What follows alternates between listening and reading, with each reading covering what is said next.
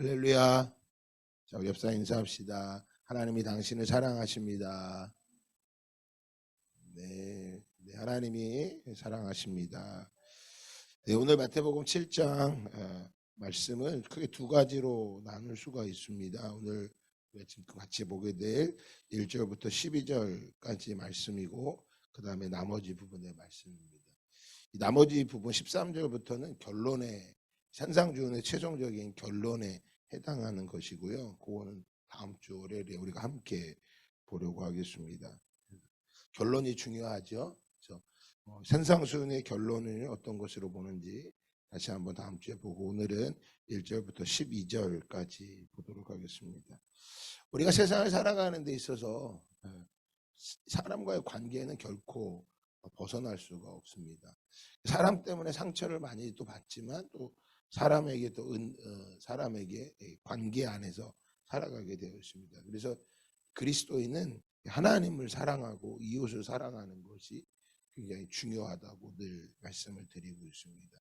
그래서 내가 믿음을 갖는데 그 믿음이 혼자 믿고 살아가는 게 아니에요.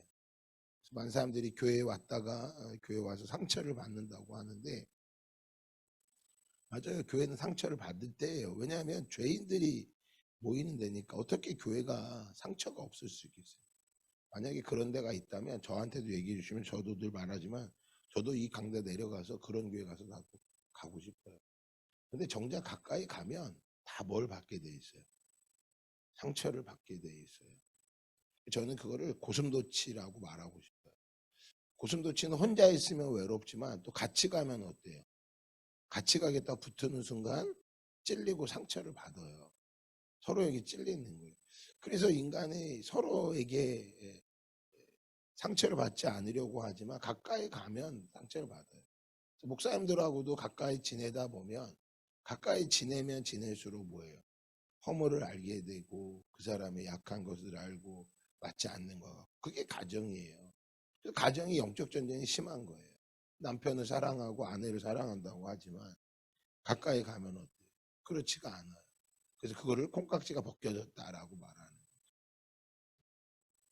그래서 서로에게 가까이 가면 갈수록 아프지만, 그럼 안 갈 수 있느냐? 안 가면 혼자서 살 수가 없어요. 그걸 가지고 혼자 살면 우울증에 걸리고 힘들고 어려운 거죠. 그런 것이 아니라 우리 중간에 이 고슴도치지만 이 가운데 누가 있으면, 예수 그리스도의 사랑이 있으면, 오늘 보는 말씀이 있으면 그것들을 충분히 뭐 할 수 있는 거예요.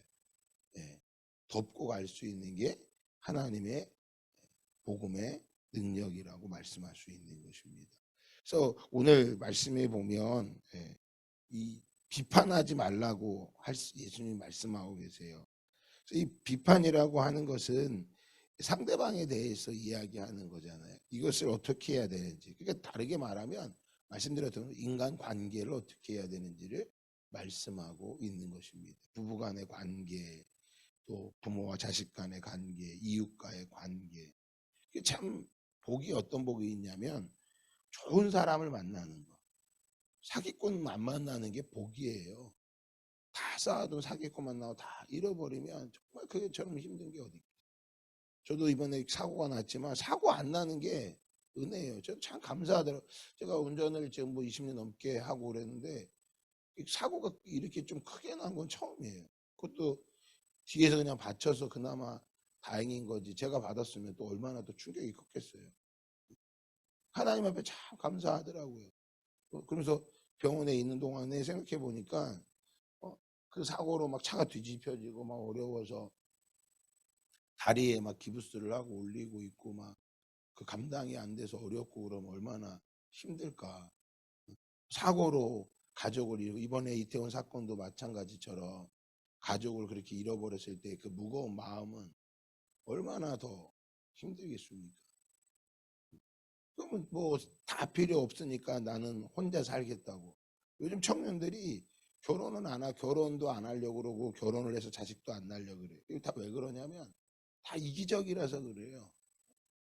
물어보면 내가 내 인생을 애를 낳고 그 아이들이 다 쓰고 살아가는 게 막 힘들고 억울하다고, 그래서 못하겠다고. 참 성경 말씀이 맞아요. 바울이 디모데후서 마지막 장에 4장에 말한 것처럼 마지막 그날이 가까우면 사람들이 자기를 사랑하고 쾌락을 사랑하고, 그런데 또 자식은 안 낳는데 또 뭐예요? 동거는 하고 육체적인 쾌락을 추구하고, TV 프로에도 그런 게 계속 나오니까. 그러니까 아무리 뭐 인구 절벽이다, 뭐 인구 뭐 끝이다, 뭐 다 말해도 TV에서 늘 그런 게 나오니까 뭐 감당할 수가 없는 거죠. 다 그게 무엇 때문에 그런 거예요? 다 자기를 묵상하고 자기에게 집중하니까 그런 거예요. 다 상처를 받고. 어제 우리 다니엘 기도회 목사님이 그러시잖아요. 상처를 묵상할 게 아니라 하나님의 은혜를 묵상하십시오. 상처를 계속 묵상하면 보이지가 않아요. 동굴로만 들어가는 거예요. 우리 두 번째 날 그 플라 그 목사님 말한 것처럼 그 아이들 그 가난 속에서도 주님께 예배하는 그 아이들의 모습을 봐보면 다르잖아요. 달라요. 하나님께 감사하다는 거. 오늘 아침에도 여러분 하나님께 감사하다 고백하며 나아가시기를 주님의 이름으로 축복합니다.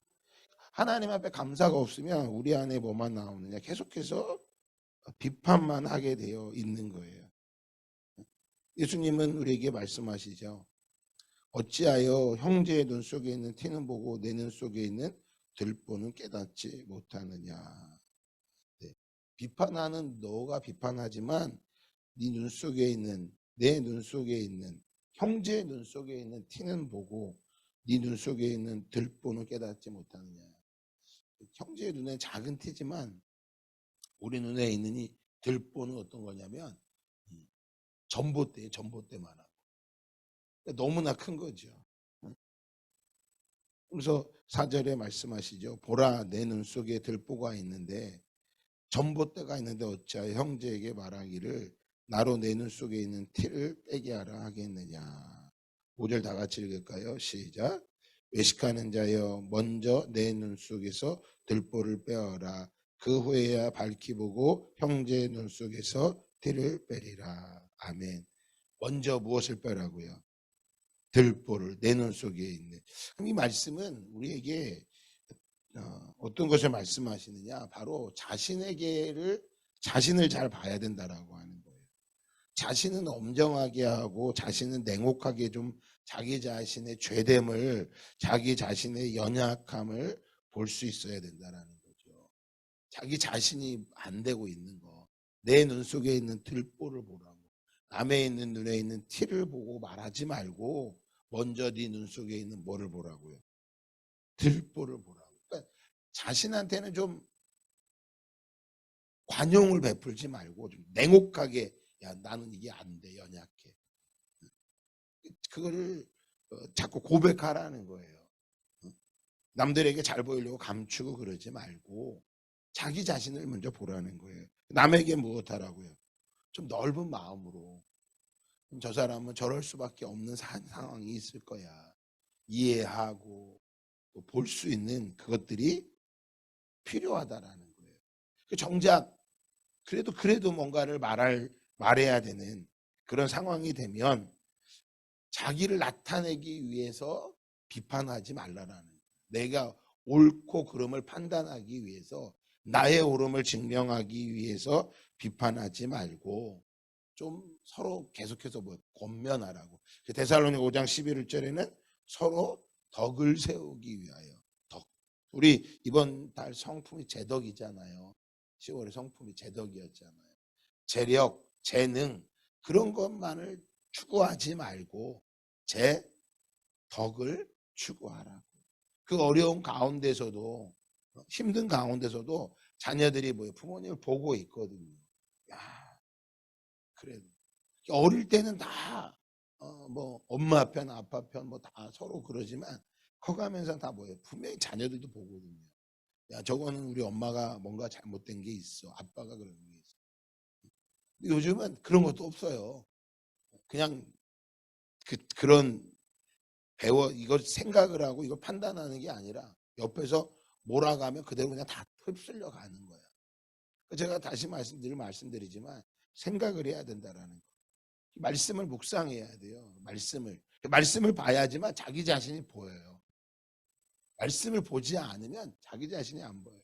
어제도 그 목사님 계속 본 거잖아요, 자기 자신을. 그 말씀을 들을 때 자기 자신을 보고 그 속에서 어떻게 하나님 나라의 소망이 없는데 어떻게 여러분 자기 자신을 보겠어요? 이 땅에서 먹고 마시고 끝나는 게 인생이고 그게 전부인 것 같은데, 그러니까 다른 사람들을 보면 뭐예요? 비판하고 판단할 수밖에 없는 거죠. 그래서 어떤 목사님은 예를 들어 이렇게 얘기하더라고요. 천국에 가면 사람들이 다 토실토실하대요. 근데 지옥에 가면 사람들이 삐쩍 말라 있대요. 봤더니 천국에도 음식이 가득하고 지옥에도 음식이 가득하더래. 근데 천국에 있는 사람들은 막 너무 토실토실하고 지옥에 있는 사람은 음식이 있는데 다 삐쩍 말라 있더래. 왜 그런가 봤더니 가지고 있는 젓가락들이 있더래. 다 똑같이 천국에도 지옥 젓가락이 있는데 그 젓가락하고 천국은 젓가락, 큰 젓가락 이만하더래요. 근데 이 젓가락을 가지고 서로를 향해 먹여주고 있더래. 그래서 토실토실한데 지옥은 그 커다란 젓가락으로, 그 목사님 말은 자기 입에 쳐 넣느라고 먹다가 다 떨어져갖고 먹질 못해서 삐쩍 말라 있다라는 거예요. 재밌는 이야기지만 이 안에 정말 우리에게 남겨져 부딪혀지는 게 많이 있잖아요. 저와 여러분이 가지고 있는 이 젓가락으로 왜 넌 그것도 못하냐 비판할 게 아니라 그 젓가락으로 남을 뭐 하기 위해서요? 살리기 위해서, 덕을 세우기 위해서 이렇게 먹여주고 함께하면 비판을 해도 그게 바르거든요. 그런데 무엇하려고요? 자기의 옳은 것을 나타내려고 하고 자기가 과시적으로 하고 그 사람의 이해도 못하고. 이번에 이태원 사건도 마찬가지예요. 왜 거기를 갔냐고. 맞아요. 하지만 그거보다 먼저는 뭐 한 거예요? 우는 자와 함께 울고 웃는 자와 함께 웃는 게 더 먼저거든요. 가슴이 아프죠. 얼마나 힘들겠어요. 너무 가슴이 아파요. 그럼 다 우리 탓 같고 이게 다 감당하지 못한, 더욱더 옳은 것을 말하지 못한. 그 참 다니엘 기도, 이런 기도회가 참 감사한 것 같아요, 저는. 왜냐하면 한국교회, 한국 땅 안에 영적인 흐름이 뭐하고 있는 거예요? 이렇게 꺾이고 있는 거잖아요. 꺾는 거예요. 그래서 함께 하는 거예요. 되도록이면 이제 모여서도 하고 각자 자리에서도 하고 영적인 흐름이 확 꺾이는 거고, 그게 영적 리더예요. 여러분 가정 안에서 마찬가지예요. 그런 부정적인 것을 바라보고 가정 안에 부정적으로 어려워지고 있을 때, 어렵죠. 물질적으로 어렵고 다 힘들고 관계 안에서도 어렵고. 저는 어렸을 때 저희 어머니가 몸이 아프셨기 때문에 집안에 아픈 사람이 한 명 있으면 얼마나 어려운지 몰라요. 아픈 사람이 있으면 힘들단 말이에요. 근데 저희 어머니가 늘 몸이 걷지도 못하시는데 밝게 하시려고, 어떻게든지 믿음으로 사시려고, 믿음이 다른 게 아니라 늘 기쁨으로 살아가려고 하고 감사로 살아가려고 하셨거든요. 근데 가정 안에 물질적으로 건강적으로 막 힘들고 어려울 때 뭐 하는 거예요? 막 꺾이잖아요. 영적으로 막 우울해지고 침울해지고 절망 가운데 있지만 그 가운데 어떤 한 사람이 가정 안에 아빠가 되든 엄마가 되든 자녀가 되든 주 예수를 믿으라, 그리하면 너와 내 집이 구원을 얻으리라 말씀처럼 한 사람이 뭐 하는 거야? 주님 앞에 소망을 두고 다 건고히 일어날 때 그 가정은 뭐 하는 거예요? 주님이 다시 세우시는 거예요. 그걸 묵상하는 거예요. 어제 목사님 말한 게 그거였던 거였어요. 하나님이 하시는 것들을 보게 되는 것이죠. 그래서 비판을 하지 말라라는 게 아니라 비판을 할 때도 정말 그 덕을 세울 수 있는 그 겸손함으로 그의 마음을 이해하고 아파하고 함께 할 수 있는 그 마음이 우리 가운데 일어나기를 주님의 이름으로 축복합니다. 또한 5절 다 같이 한번 6절 같이 읽어볼까요? 마태복음 7장 6절입니다. 같이 봉독합니다. 시작. 거룩한 것을 개에게 주지 말며 너희 진주를 돼지 앞에 던지지 말라. 그들이 그것을 발로 밟고 돌이켜 너희를 찢어 상하게 할까 염려하라. 우리가 예수님이 우리가 비판하지 말라고도 말씀하시지만 또한 우리에게 이 타협이라고 하는 것을 할 때 어떻게 해야 되는지를 말씀해 주는 게 6절의 말씀입니다. 거룩한 것을 개에게 주지 말며 진주를 돼지 앞에 던지지 말라고 하는. 그러니까 이 가치 있고 귀한 것을 볼 수 있는 눈이 없다면 뭐 하지 말라라는 거예요. 주지 말라라는 거예요. 도리어 그걸 주고 네가 상처를 받을 수 있다라는 거예요. 관계 안에서 여러분 무엇을 주는 것도 섬기는 것도 뭐 해야 돼요? 기도하고 하나님 주신 마음으로 섬겨야 돼요. 그렇지 않으면 좋은 것을 주고도 뭐 하지 못해요. 좋은 소리를 못 들어요. 또 들으려고 한 건 아니지만 우리 마음에 속이 상하잖아요. 이왕이면 더 잘 흘려보낼 수 있는. 그래서 교회 다니다가 막 교회 상처를 받는 이유가 뭐예요? 목사님들이 막 이런 부분 때문에 그런 거라고요. 좋은 걸 잘 볼 수 있어야 돼요. 그래서 도와줘도 덥석 막 이렇게 하지 마시고요. 그래서 교회 안에 선교원금도 들여서 교회를 통해서 흘려보내는 이유가 바로 그런 영역인 거예요. 이 거룩한 것을, 귀한 것을 잘 흘려보낼 수 있는 지혜가 있기를 주님의 축복합니다. 이 말씀을 그대로 자녀들한테도 잘 적용해 보세요. 이걸 세상에서는 뭘 잘한다 그래요? 밀당을 잘한다라고 말하는 거예요. 세상에서는. 그 타협을 할 때도 잘 지혜롭게 하나님 앞에 억울한 일을 당하고 막 그런 막 분노하고 그럴 게 아니라 하나님께 구해야 돼요. 그래서 늘 말씀을 묵상하고 말씀을 가까이 하는 게 어떤 거냐면 바로 삶 속에서 자리에서 좋은 부부가 어떤 부부가요? 남편과 아내가 말씀으로 잘 무장하게 돼 있으면 그 부부가 잘 관계를 살아가는 거예요. 그러나 그 말씀이 무장되어 있지 않으면 어떻게 돼요? 아픈 일이 일어나는 거죠. 서로가 죽고 나서 왜 좋은 걸 줬는데 개처럼 밟으냐, 진주를 줬는데 돼지처럼 밟고 있느냐, 보이지 않는 싸움이 이건 거예요. 말씀을 잘 묵상해야 돼요. 자매 우리 다 여자 성도들이니까 제가 여자들은 말할 수밖에 없죠. 아내가 지혜로우면 뭐 하는 거예요? 집안이 바뀌는 거죠. 근데 아내가 어리석어 아무거나 주고서 막 그러고 막 또 싸워. 그럼 집안이 하루라도 편할 날이 없는 거죠. 남편도 마찬가지죠. 남편이 지혜로워 봐요. 말씀을 잘 보고. 그러니까 다 누구 잘못이 아니에요. 부부간의 문제는 다 서로의 부부간의 문제. 저 사람만의 문제가 아니라고. 남편만의 문제도 아니고 아내만의 문제도 아니고 자녀의 문제도 마찬가지죠. 그래서 힘든 거예요, 가정이.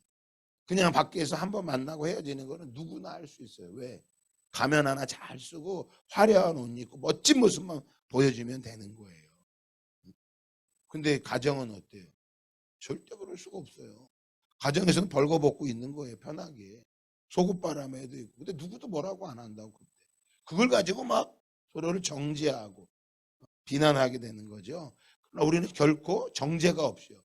그리스도 예수 안에는 결코 정죄가 없다고 말씀드렸단 말이에요. 우리 주님이 십자가에서 이미 이겼음을 믿으시기를 주님의 이름으로 축복합니다. 그래서 그 모든 관계를 하나님 앞에 구하면서 살아가는데, 자 12절 읽어볼까요? 시작. 그러므로 무엇이든지 남에게 대접을 받고자 하는 대로 너희도 남을 대접하라. 이것이 율법이요 선지자니라. 여러분 따라합시다. 그리스도인의 황금률. 네, 황금률이라고 하는 거. 주식에 투자를 하면 투자하는 대로 걷어들이는 것. 그것처럼 그리스도인의 황금률이에요. 그게 뭐냐면 너희가 대접을 받고자 하는 대로 너희도 남을 모아라. 대접하라는 거예요. 아예 어려운데요? 아니요. 대접하고 섬기는 것이 너희가 얻는 복이라는 거예요. 이것을 남을 섬기기 위해서, 남을 대접하기 위해서 내가 없다고 남을 비판하고 정죄하고. 그래서 여러분 참 이상해요. 보면 잘 봐보세요. 가난하고 힘들수록 서로 미워하고 공격하는 게 많아요. 그 어제 필리핀에서 봤던 그 목사님도 어때요? 그 가난하고 힘든데 거기 뭐가 있어요? 마약이 있고 매춘이 있고 살인, 강도, 강간. 아니 왜 이렇게 어렵고 힘들수록 왜 그게 많은지 모르겠어요. 좀 마음이 넉넉하지 못하는 거죠. 그래서 우리가 구하고 찾고 두드리는 것은 무엇을 위해서 구하고 찾고 두드리는 거예요? 남을 대접하기 위해서. 남을 대접하기 위해서. 그래서 그 어린아이들 영상 봤잖아요. 다르잖아요. 자기가 가지고 남을 대접하려고. 우리가 필요하면 남이 우리를 공급해 도와주는 것도 있어야 돼요. 저희도 개척을 처음 해갖고 정말 힘들었을 때 많이 도움을 받아서 여기까지 왔어요. 그런데 도움을 받는 것도 있지만 더 많이 섬기려고 해야 돼요.